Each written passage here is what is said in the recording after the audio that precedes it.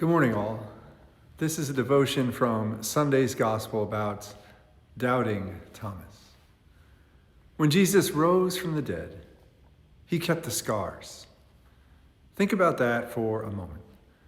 The same hands that healed the sick, that broke bread, that were nailed to a Roman cross. Those hands still bore the marks. The resurrection didn't erase what happened. God didn't smooth it over. The wounds were still there, and that means something. When Thomas says, "Unless I see the nail marks, I won't believe," we've been taught to hear that as failure, as weak faith, or spiritual stubbornness. But Thomas wasn't refusing resurrection. He was refusing a resurrection that forgot the cross.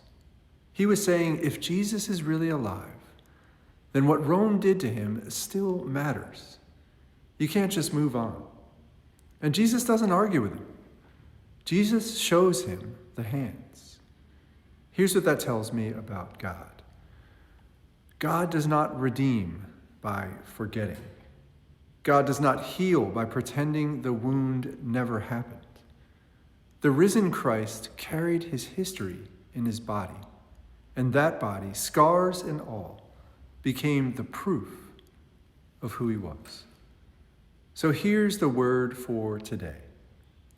If you're carrying wounds that the world wants you to hide, wounds from what's been done to you or to your family, to your community, you are not disqualified from the resurrection hope.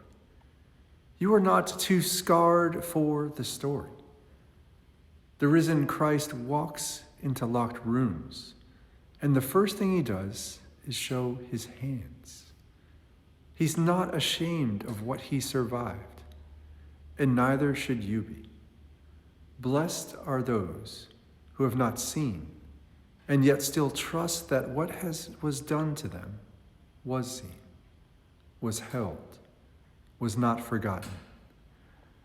The empire thought the grave was the end of the story. The wounds say otherwise. Have a great and blessed week, everyone.